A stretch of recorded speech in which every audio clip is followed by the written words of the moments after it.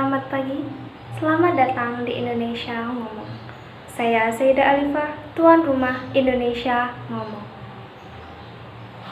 Kasus perdagangan manusia membuat khawatir, terjadi semakin sistematis dan terorganisir, terbungkus dalam dalih mencari nafkah, serta rayuan penghasilan berlimpah. Dahulu hanya dikirim ke luar negeri, kini menjadi budak di negeri sendiri. Apalagi pada masa kritis pandemi saat ini, rakyat miskin terbelit hutang, paling mudah terjerat di budaya malang.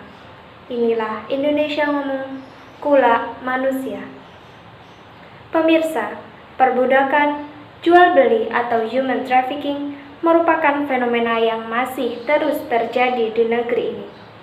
Perdagangan manusia telah menyuburkan sindikat yang sukar diberantas. Perempuan dan anak-anak dijerat untuk ditukar dengan nominal rupiah. Sejumlah persyaratan dimanipulasi agar proses transaksi berjalan mulus.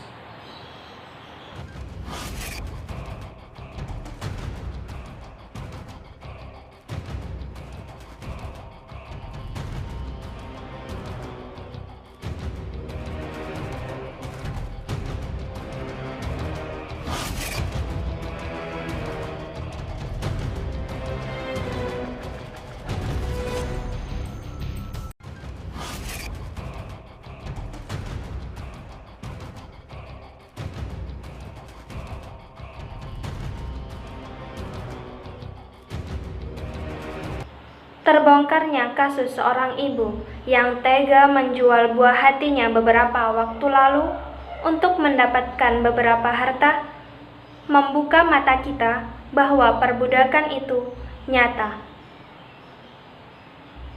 Di sini kita akan terhubung dengan salah seorang ibu penjual bayi. Sebut saja namanya Ibu Siti, yang kini statusnya sudah menjadi seorang tersangka. Selamat siang Ibu, selamat datang di Indonesia Ngomong. Oke, langsung saja. Bagaimana kronologi Ibu bisa memakai jasa layanan adopsi untuk menjual anak Ibu?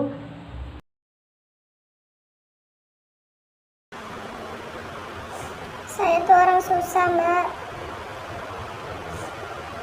Banyak pinjaman sana sini, dikejar rentenir tiap hari. Dan saya bingung gimana bayarnya. Anak saya juga masih kecil. Nah, sampai-sampai saya tertarik dengan akun Instagram yang punya lembaga adopsi itu. Lalu saya langsung menghubungin. Detik itu pun itu juga langsung saya hubungin. Terus mereka itu menyambut saya dengan baik banget, sangat baik. Terus saya cerita tentang keuangan saya. Kemudian mereka itu menyarankan untuk anak saya itu diadopsikan. Lalu proses selanjutnya seperti apa, Bu? Nah, setelah itu mbaknya bilang mau mencarikan orang tua asuh anak saya itu orang tua yang baik gitu katanya. Setelah itu saya ditanya lagi bisa kapan ketemu dengan orang tua asuh. Dan saya diberikan uang pengganti pengasuh itu sebesar 15 juta. Terkait dengan mendapatkan uang, lebih tepatnya kapan dan di mana Ibu mendapatkan uang tersebut? Saya mendapatkan ketika bertemu dengan orang tua asuh. Bicara deal-dealan, habis itu mereka menyerahkan uang dan saya tuh menyerahkan anak saya. Setelah itu hubungan kami berakhir. Saya bisa hidup dengan enak dan bisa melunasi semua hutang saya. Saya juga tidak khawatir anak saya kelaparan, Mbak.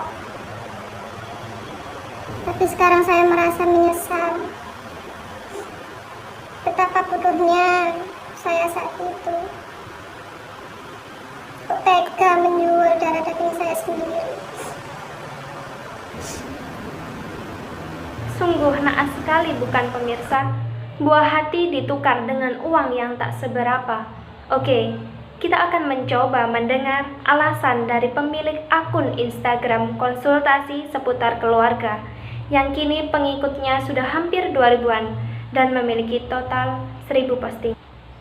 Baik Mbak, kenapa Mbak membuat akun ini? Akun konsultasi seputar keluarga ini sebenarnya akun yang seperti apa? Nah, saya itu punya yayasan, Mbak. Dan saya juga dulunya kuliah di pendidikan kesejahteraan keluarga.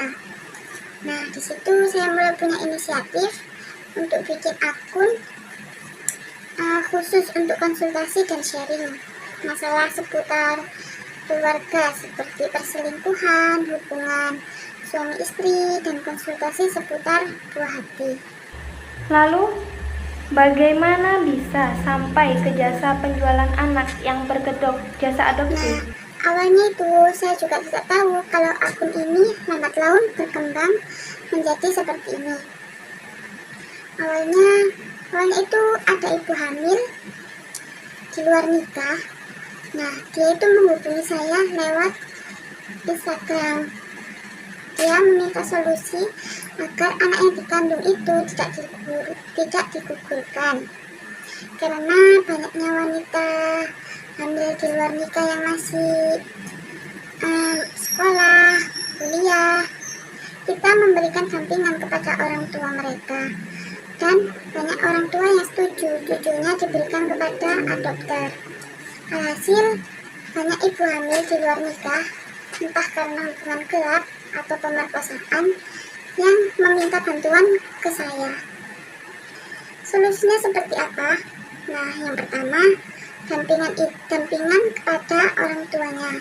Yang kedua, mencari orang tua asuh bagi bayi itu. Apakah ada ketentuan khusus? Misalnya bayinya harus masih dalam kandungan atau bagaimana? Orang tua asuh juga banyak yang menghubungi kita agar memberi kabar terkait bayi yang bisa diadopsi, entah anak yang dibuang atau hasil dari hamil di luar nikah. Rata-rata orang yang mengadopsi ini pasangan yang sudah menikah namun tak kunjung diberi keturunan. Lalu saya menghubungi ibu pemilik bayi tersebut. Setelah ada komunikasi lebih lanjut antara adopter dan ibu bayi, mereka sama-sama setuju. Ya sudah, saya hanya mengantar saja. Lalu, sudah berapa banyak bayi atau anak yang sudah terjual? Ada 3, Mbak. Yang pertama, ibu hamil di luar nikah, posisinya di Surabaya, diasuh oleh orang Mojokerto. Nah, yang kedua, yang masalah ini. Yang ketiga, penemuan bayi di Sidoarjo yang diadopsi sama orang Sidoarjo itu sendiri. Masih seputar Jawa Timur kok, Mbak. Karena saya juga masih awal-awal ya. Saya ini selama ini saya biasanya posting masalah keluarga saja, masalah postingan bayi baru-baru ini saja. Kami telah terhubung dengan Komisioner KPAI bidang trafficking dan eksploitasi. Halo, selamat pagi Bu Nikma. Bagaimana pandangan Ibu terkait dengan kasus penjualan bayi ini?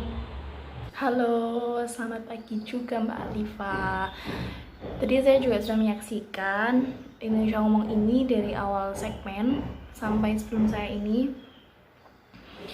Jadi memang berdasarkan apa yang telah terjadi, kasus yang bermoduskan adopsi ini tergolong ke dalam perdagangan anak. Kenapa bisa disebut demikian? Karena di dalamnya terdapat pengangkatan anak secara ilegal. Padahal sudah jelas di Indonesia terdapat aturan-aturan terkait pengangkatan anak secara legal, seperti dalam Undang-Undang Nomor 35 Tahun 2014, tepatnya dalam pasal 37 sampai 41. Kemudian juga ada dalam Peraturan Menteri Sosial Nomor 110 Tahun 2009 tentang persyaratan-persyaratannya. Kemudian juga ada dalam Peraturan Pemerintah Nomor 54 Tahun 2007 tentang pelaksanaannya. Jadi pada dasarnya terdapat tahapan-tahapan dalam proses pengangkatan anak.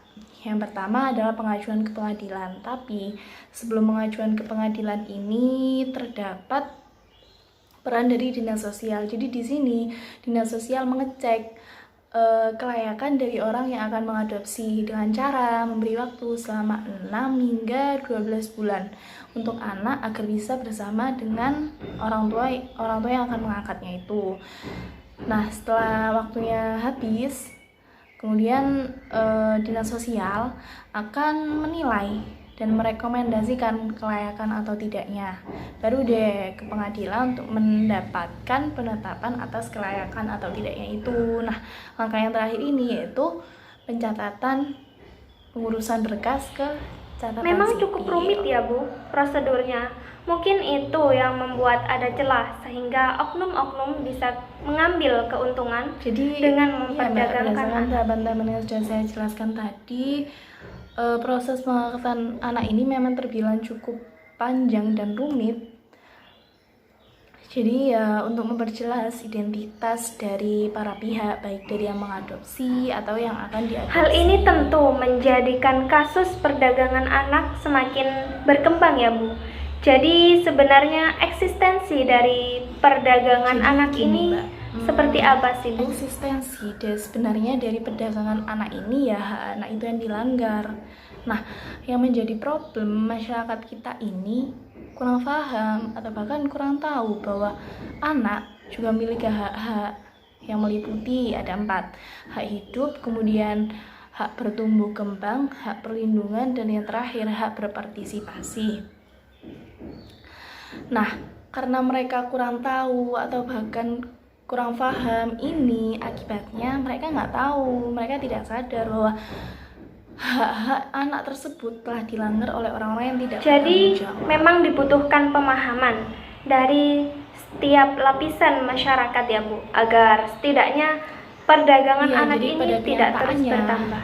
Pemberantasan terhadap tindak pidana perdagangan orang ini tidak mudah, Mbak, karena terbukti semakin tahun malah semakin meningkat. Bahkan di tahun 2020 ini pada akhir Januari kemarin sudah ada 6 kasus perdagangan anak yang terlaporkan.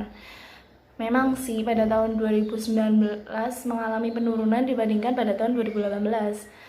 Karena pada tahun 2019 tersebut terdapat 244 kasus, dengan pada 2018 terdapat 329 kasus. Memang turun sih, tapi kan angkanya masih terbilang cukup banyak ya, Mbak. Seperti itu. Nah, mengapa hal ini bisa terus terjadi? Salah satu faktornya adalah karena lemahnya penegakan, lemahnya penindakan terhadap pelaku dari tindak pidana perdagangan anak ini.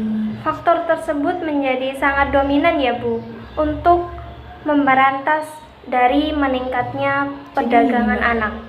Di Indonesia ini sudah banyak peraturan-peraturan terkait perlindungan anak. Nah, sebetulnya juga sudah ada payung hukum yang lebih kuat untuk menindak pelaku dari kejahatan perdagangan orang ini, perdagangan anak terutama, yaitu dalam Undang-Undang Nomor 21 Tahun 2007 tentang pemberantasan tindak pidana perdagangan orang. Nah, yang sangat disayangkannya justru para aparat penegak hukum ini lebih cenderung menggunakan sanksi yang ada dalam Undang-Undang Perlindungan Anak, padahal sanksi dalam Undang-Undang TPPO, tindak pidana pemberantasan orang ini, lebih berat ketimbang sanksi yang ada dalam Undang-Undang Perlindungan Lalu, Anak. upaya yang seperti apa yang dilakukan pemerintah untuk mencegah dari menyebarnya perdagangan anak? Jadi penanganan masalah perdagangan anak di Indonesia ini untuk pemberantasan dan pencegahannya memang dibutuhkan kontribusi dari semua lapisan masyarakat, baik dari pemerintah, dari aparat penegak hukum, kemudian juga dari masyarakatnya dan semua orang.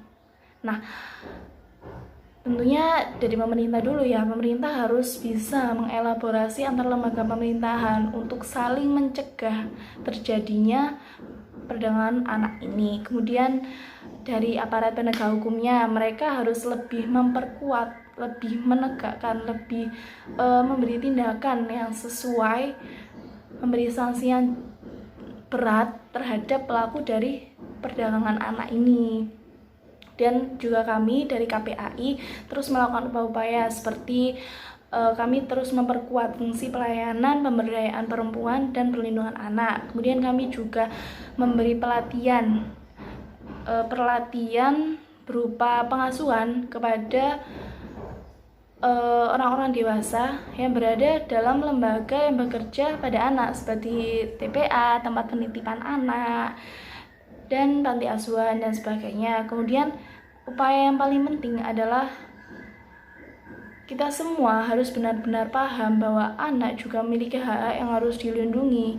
Kemudian kita juga harus selalu memberi edukasi kepada anak bahwa ia punya hak-hak, bahwa mengedukasi tentang reproduksi kesehatan dan sebagainya. Karena kenapa? Anak adalah sasaran yang paling rentan terhadap terjadinya perdagangan anak ini oleh oknum-oknum yang tidak bertanggung jawab tentunya. Nah, harapannya upaya-upaya ini bisa benar-benar terrealisasikan. Jadi memang harus dibutuhkan kerjasama yang keras antar semua lapisan masyarakat sehingga nantinya kasus perdagangan anak ini bisa diminimalisir. Jadi, memang kasus perdagangan ini merupakan tindakan kejahatan yang luar biasa dan melibatkan jaringan sindikat yang besar. Oleh karena itu, diperlukan kerjasama antara semua anggota masyarakat, baik dari pemerintah, orang tua, dan anak yang rawan sebagai korban perdagangan. Terima kasih Bu atas kehadirannya. Terima kasih telah menyaksikan Indonesia Ngomong. Selamat pagi. Baik, sekian dari kami, kurang lebihnya mohon maaf. Saya Nimatu Zakiah. Saya Sayyidah Alifah. Saya Siti Nansuryani. Dan saya Umi Nadira. Karena semakin menyebarnya pandemi COVID-19 ini, kami mengingatkan untuk tetap jaga jarak, hindari keramaian. Jaga kesehatan dan selalu cuci tangan. Gunakan masker, taati peraturan. dan di rumah saja. Wassalamualaikum warahmatullahi wabarakatuh. Audio Jungle.